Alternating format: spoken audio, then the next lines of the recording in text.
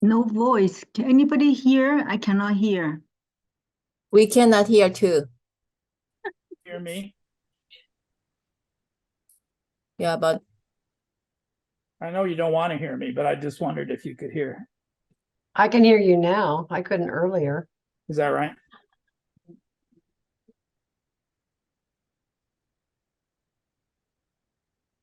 Yeah, if you can go back to the first page, that would be great. I did not hear the first one. Thank you. I think, yeah, this is only this is the actual form, so. Okay, good. Just Thank trying to you. Get it in place. I think. I saw her on there a minute ago.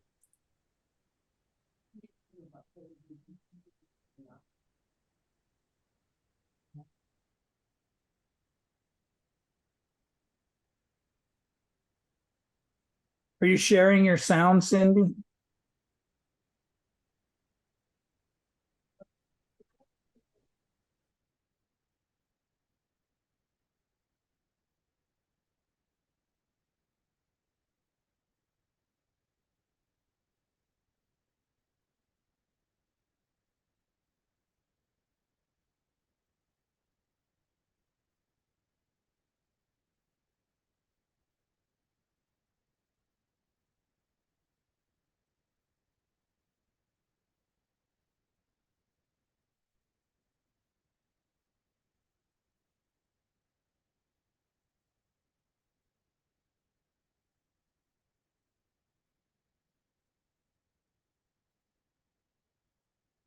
Still no sound.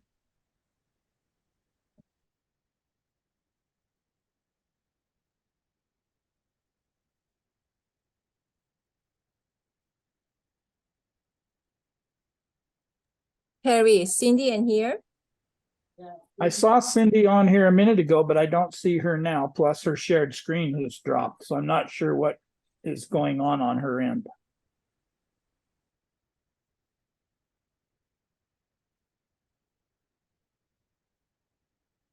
Here. There she is. Oh my goodness, can you hear me too? I can hear you, yes. Now I can hear you. Oh my gosh, thank you. Yay. That was You're Jasmine. on. That was all Jasmine. She came in and fixed it for me. She doesn't like when I scream. Okay, okay, hold on, let's go back to screen sharing. What happened to my oh. What happened to my screen sharing thing? Maybe if I get rid of this. Oh yeah, here it is. Okay. Ah, Okay.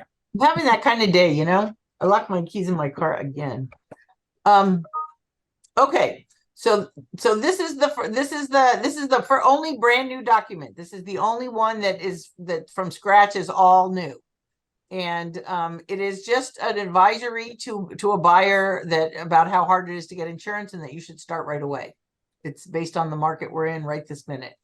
And it's going to come out, you don't have to worry about it. It's going to come out with the RPA. So it'll just be there, and it'll be another document that makes the RPA even longer. Because it's not long enough just yet. Okay. We're gonna skip the short sale stuff because it's complicated and we don't really do enough short sales to it just goes on and on. Okay. For your protection, get a home inspection. They revised the entire form. Notice how it's all red? It's all the exact same form in just different words. Nothing changed, no policies changed, no rules changed. It's the same thing in a different kind of format. So there's nothing new on here, nothing that you need to know other than you might see that the words look different. Okay, residential listing agreement. Okay, and I'm going to help with this part so that you can't read because I have it here. Okay, on the listing agreement, little tiny changes, and it's the same changes that go on all the listing agreement. It's the same changes that go on all the different listing agreements. So they made it to all of them. Residential lease or purchase. Oh my goodness. It's a very little change, which is probably why I find it.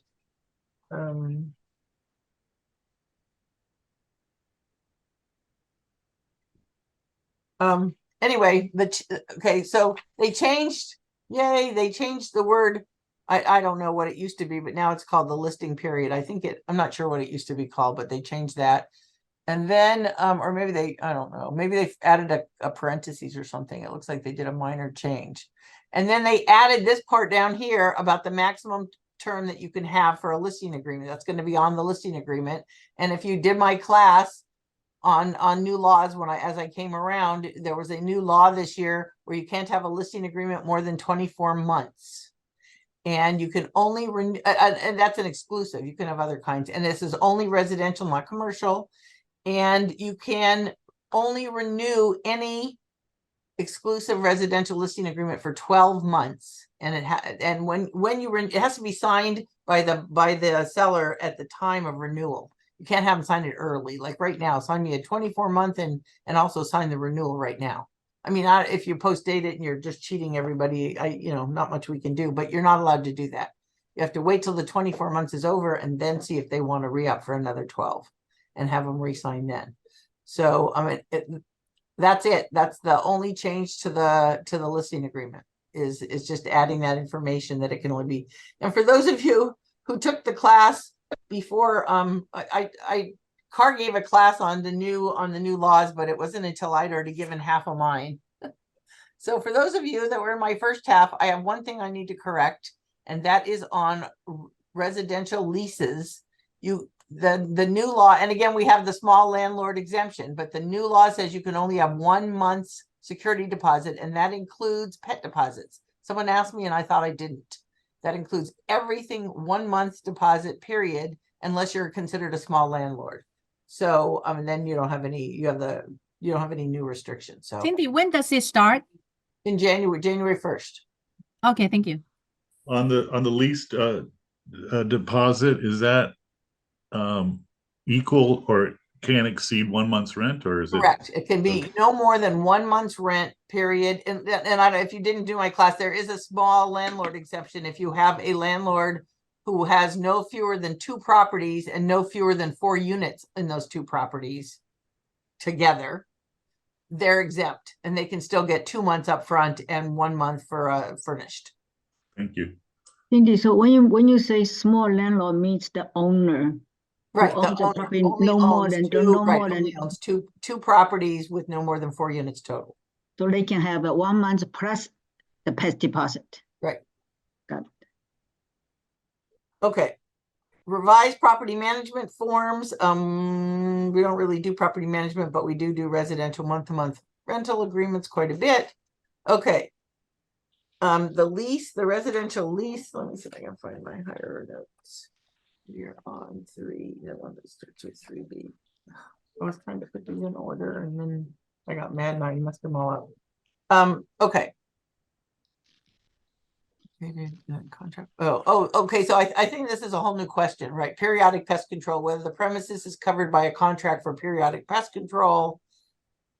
If yes, who's going to pay for it? As you recall, this RPO here that you're seeing on the screen, that's instead of landlord, that's the real property owner. That's what they use in CAR's trying to change all its documents, so none of them use the word landlord. They all use a real property owner, RPO. Okay, again, not a lot of big changes. Okay, also on the lease. Property manager. Okay. This is 29C, right? Okay. The liability policy shall name. Okay, so they're talking about tenant, if you're requiring tenant to obtain a liability insurance policy, and it's telling them that it has to, I think a lot of this was already there, but it just wasn't said as nicely. The liability policy name shall name housing provider and the property manager as an additional insured. And I wasn't sure about this, but I learned the difference between an additional insured and having an additional interest in a property. Okay. So an additional insured literally means that you can make a claim against the property. Okay. So if you drive for work and you put down your employer as an additional insured, they could literally make you got into an accident, they could make a claim on the policy for whatever it is they could make a claim on for. Additional interest is really someone who gets notice. Someone who gets information, someone who we're going to keep informed. So, and they require it to be, additionally insured, but some places apparently won't do that. So they'll take an additional interest. And that's basically what they're saying. So it has to name them and they have to have one of those two things. They have to be one of those two things. Cindy, I'm sorry, what document is this? This is part of the residential lease. That's why we're talking about tenant obtaining liability insurance in the lease. Okay. Okay, another addition to the lease. These are again not major additions. This is just a what do you call those things? Disclosures. Just a disclosure that they're adding that tells everyone that that basically housing provider and tenant are advised that city, county, or other local requirements, including those imposed by a regulatory body such as a rent stabilization board, may apply. So they're telling you that we really don't have anything in the lease for your specific jurisdiction. It's a California lease. And if your jurisdiction may have other things that have to be in here or that are required. And that's all they're saying is that we can't put every local jurisdiction's information in our lease. Hi, Cindy. Yes. This Gloria, I just wanna go back to that when the landlord is asking for an insurance. What was important about that again? Oh, for the liability insurance? I Yeah. think the only thing that different from tenancy, I think the only thing that really changed was if the landlord wants the tenant to have liability insurance, and it's really just normally they have rental insurance, right? Tenants, whatever it's called, rental policy, tenant policy. But if they want them to take out some sort of liability insurance in case they do something wrong that causes liability, okay, you have to name both the manager and the housing provider on the policy. Right. Yeah. Okay. And they're just telling them that. I don't know how often that gets checked, but they're telling them that if this is checked and you have to do this policy, then this is what is part of the policy. Okay. Thank you. Okay. Okay. We did that one. Okay. I just like this one. Can I make this bigger even? Maybe a little. I like this one because this is also from the new laws class. If you came to the new laws class, you heard that the legislature passed a law that used to say that once you got all these screening costs, you paid all these fees, the landlord had to send you your receipt by personal delivery or mail. And landlord said, real property owners said, that's crazy. Why can't we email it? So they changed the law, and in the new laws, there was a new law that said now they can email it. And here it is in the form. So it shows it turns out in the form, they have to in the form to match the law. Yeah. Okay, I'm not gonna talk much about this because it's really tiny and you can't read it, but then this is the tenant estoppel certificate. Again, I don't think they changed it. They just redid the format so that it's easier to use. But it's not, there's nothing, I don't think there's anything new or different in here. That's all they've done is redone the format. Okay. Seller property questionnaire. They added a question for ADUs. Okay, it's, the times are changing. Whenever there's a structure on the property, now you have to tell, is there an ADU? And if yes, that you have to answer questions about the ADU and the government, if there's a governance agreement and anything else. So that's new in the seller property questionnaire. Also new. I like the way they did this where they only put in the paragraphs they changed. Makes it so much easier. Government approval, what does that mean? If there's a government approval? What does Oh, that- I think they're meaning like the city, like if city approval is needed. A permit of approval. They're talking about, your local, right? Is the ADU received a permit or other government approval? Yeah, you would hope that it was approved by our city, that I did it right. Yes. Okay, And it would need a permit too, really. so these start in January? Yes, these should come in January. So let's say we take a listing this week. Nothing that's done before January has to be changed. Okay. But I would tell you that if you do have an ADU, you might want to look at this and say, hey, I should disclose that, whatever the questions are, because somebody found these to be material. And so even if it's before, if you have something to say about them, you should probably, say them. We don't have that much time though. They're coming into effect. Oh, I'm sorry. The forms are coming into effect the week of the 18th, next week, Yeah, probably Tuesday. Next week, yeah. Next week, and they say they always release them on Tuesday, but they don't want to promise it. I don't know. But it's not effective until January. The law is not effective, right? So if we take a listing, Let's just say you did a lease and you could still take the 2 months rent and you don't have to give them back, right? And whatever you do before the law, they're not, unless they tell you specifically, which none of these are, you don't have to go back and fix stuff that's already done. But however, Cindy, let's say we take the listing now, but then the lease contract signed in after January 1st, 24, then we should go by the new. Right, well, it goes contract. by when you're filling out this form, not just when the listing is, right? Right. Sellers. As of the 18th, like Cindy was saying a minute ago, as of the 18th, this is going to be the only Right. forms that are available. Right, So you're not you gonna, won't have the old forms to go back on. So right, you're not going to be able to find them at all. exactly. Okay, seller purchase of replacement property.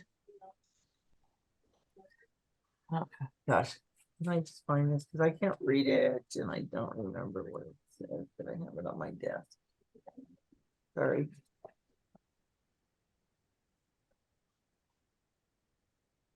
Oh, here we go.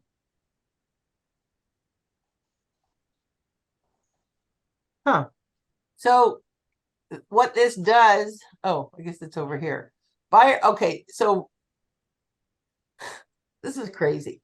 So seller has a contingency to find replacement property. Seller removes contingency to find replacement property, but that's not good enough for buyer.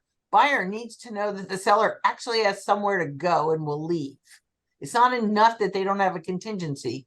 They need to be reassured that I'm removing my contingency, so that this basically requires seller to give the buyer proof of where they're going. And this was a big controversial issue when I did this in the car class, because sellers don't give their addresses out to buyers. It's not a normal policy where the buyer knows where the seller went, right? And so if they have to show them proof that they have a place to go, and I believe that this includes sending certain documents, people were up in arms. Well, the seller's not going to do that. They're not going to give the buyer their new address.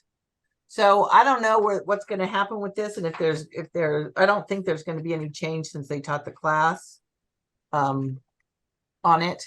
But people are very upset about this, about the fact that you're going to have to you have to give them either a copy of the contract for purchase replacement property. Yeah, an escrow. for the purchase of a signed lease, or you can give them a copy of a signed lease purchase, a signed lease or agreement. So gosh, I don't know what's gonna happen with that, but people are gonna leave it blank, and I assume, and it's probably What not. brought that up? Why did they put that in there? I don't know. I honestly, I don't know. 'Cause I mean, that could make a buyer not want to use a realtor to sell their home. You know, they would probably rather sell it themselves, you know? Well, yeah. I mean, that's only if you have finding replacement property. Yeah, I don't know. I find it to be like, isn't it enough I remove my contingency? We don't make all sellers show where they're gonna go if they don't have this. Right, exactly. It's strange. It doesn't make sense. I agree. Neither did when I did the car call. I'm telling you, there was a lot of yelling about that. I have Okay, a thank you. question. I have a question, Cindy. If what if they're going to go live back at a parent's house or something like that? I mean, listen, you could say that. I mean, you know, gee, I'm going to live with my parents. Here's a letter. What from- proof No, would you do? Just a signed document, I so Yeah. and so moving Yeah, into I my- would maybe a letter from the parent saying yes, that we're allowing them to move in with us, or they're moving in with us. I don't, yeah. Okay, But, thank I you. mean, Cindy, there's only so much you can do. Obviously, they can't prevent you from moving somewhere that doesn't have one of these two pieces of paper. Cindy, I have a question then on Moving my that. car. What do you want from me, buddy? Yeah. I have a question on that. So in the contract, it states that upon close of escrow, the seller has to vacate the property. Yeah, is that not enough?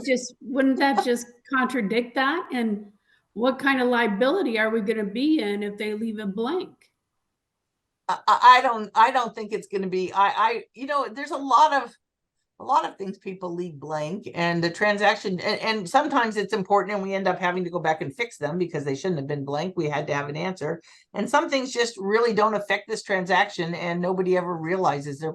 I don't know. Again, we don't know how it's going to come out. We only know that every realtor on my call and anyone who I tell this to is like, no way is the seller going to start giving the buyer their new address. It's just not going to happen.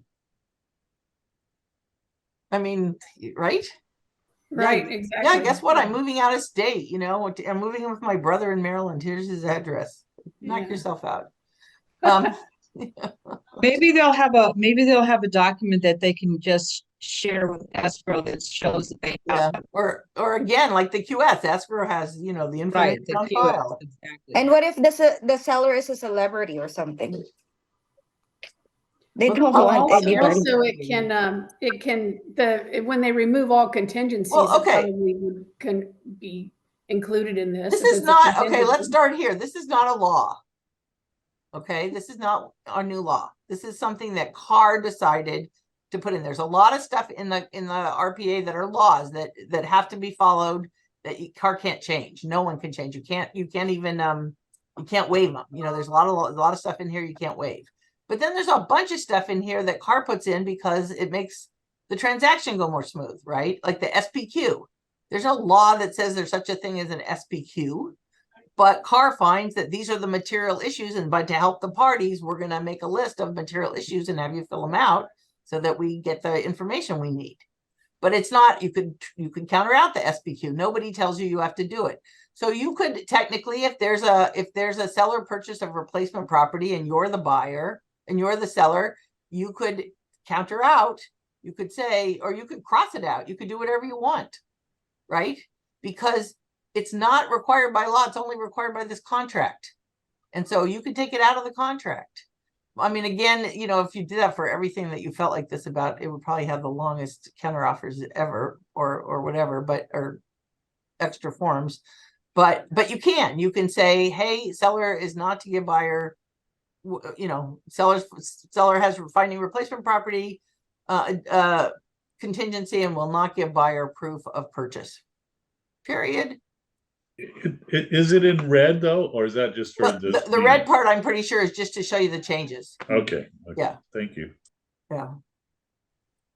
Although CAR's funny, if you look at their forms, there's some stuff that's all caps and bolded, and some stuff that's bolded but not all caps, and you're trying to figure out, is this the order you should read in, the important stuff first? I gets me confused with all their Boldings.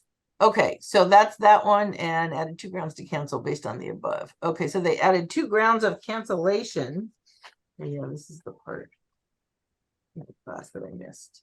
They added 2 grounds of cancellation after first giving seller a notice of seller to perform. If seller fails to give proof of replacement as specified. So they took this up here in 1A and put it down here and said, if you don't do it, then we can give you a notice to perform.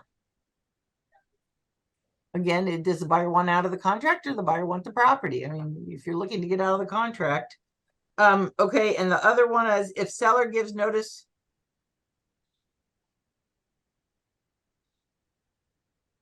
I think there's a typo here. It says the seller gives notice to seller of either property's cancellation of the agreement for replacement property. I think seller has to give notice to buyer. I think that's probably a typo, which hopefully somebody will pick up before they get too far. Oh yeah, I think it already, does that already look like it says buyer? Anyway, so cancellation of the agreement for replacement property of either party's cancellation of the agreement. I think that's already been caught, Cindy. This is a draft and. maybe Yeah, okay, when it I haven't comes out, opened it yet. Yeah, I think Yeah. it's already been tagged. Okay, so those are the changes to the seller purchase of replacement property. Okay, the TOP. So they made a few changes to the TOP. They added this one right here, 1B3. Right. They because rent control jurisdictions, again, because they can't put in every local rent control jurisdiction information. So they may have their own rules. So this is a warning that that you have to look in the jurisdiction you're in, right? When the property becomes vacant, they have different rules in different jurisdictions with what you can do. And so they're letting people know that, I think. It doesn't really look like what it says, does it?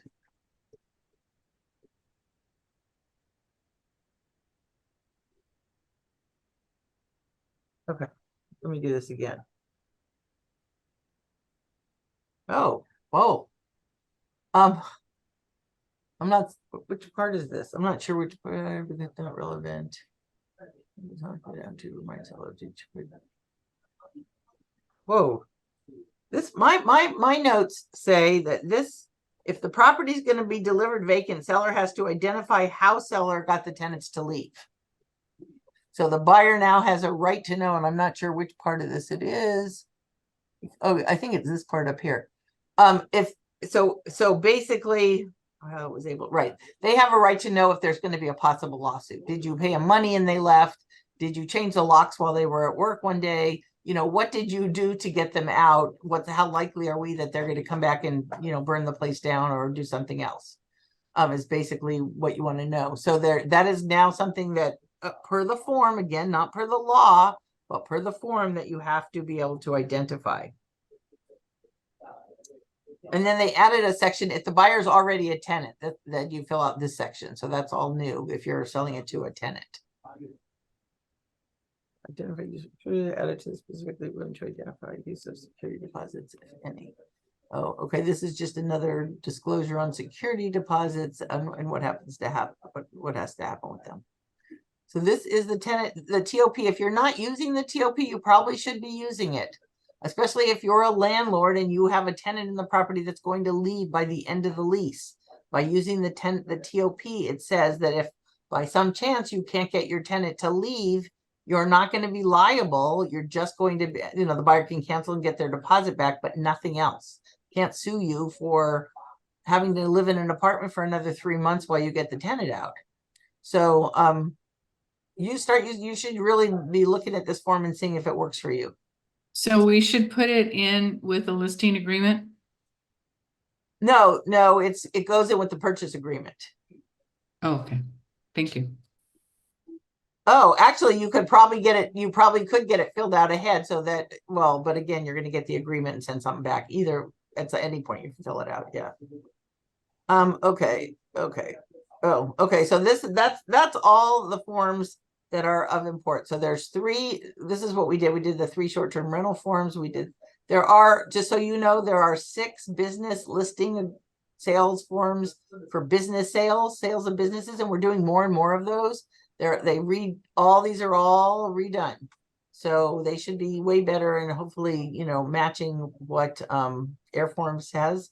And then there are 3 new agreements for short-term rentals, meaning like Airbnb type rentals under 29 days. And so there's new documents for for the longer ones, 31 to 90, and the short-term. Cindy, then who for these short-term rental, who is it for?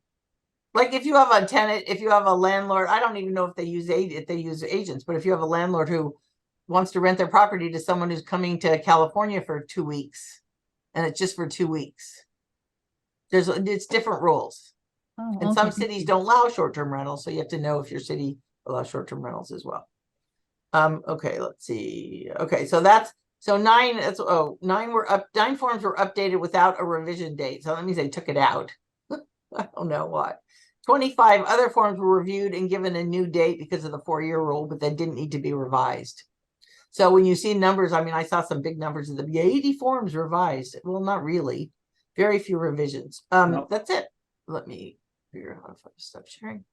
Okay, so that's it. Hardly anything, right? This was a mild one. But until you know, you don't know that. Go and I'll follow. Terry, I didn't hear that. What was that? I think that cleaned it up. And it's not Okay. it's not a panic thing. They went through, they were looking at the forms in general and saw that many of them, their revision dates were like 2014. And here we are 10 years later. It looks like we haven't done anything with the form. And so some of them were just reread. And like Cindy said, if it had the right information in it, they just put a new revision date on it. They said, well, it's still good, so let's just put a new revision date. And I think that they caught up. Last I heard, they had Neil Caitlin, one of the attorneys, said that they had caught up to 2019.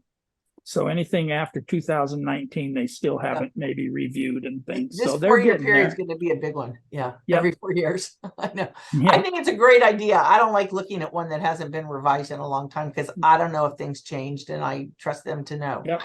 I agree with that 100%. I can't tell you how many times you look at them and somebody's got it in a download library instead of pulling it off the website. Okay, so if you have any questions, if you see anything weird in forms that you think looks new, you can ask me and I'll be able to tell you, no, that's been there for a couple years now. Anybody have any other questions? Okay, you are all up to date. Yay, we have forms, we have laws, we are good. If anyone missed the new laws class and wants to have a quick tutorial, I'm available. Thank you, Cindy. Thank you, Cindy. Okay. Thank Thank you. you. Thank Bye. you. Bye. Thank you.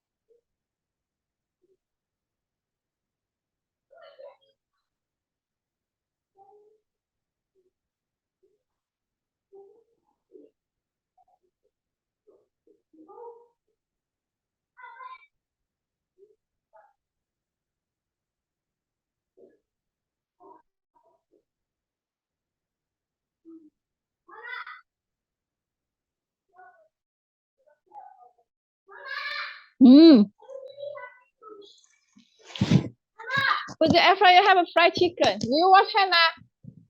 Put in the law. That's from Raising Cane. The meeting end already? I don't want to hear it. Fall asleep.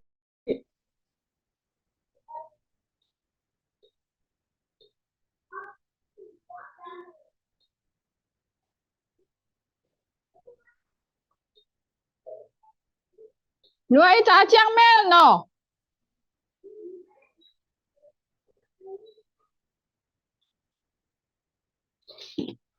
I call you trà chang mê, okay?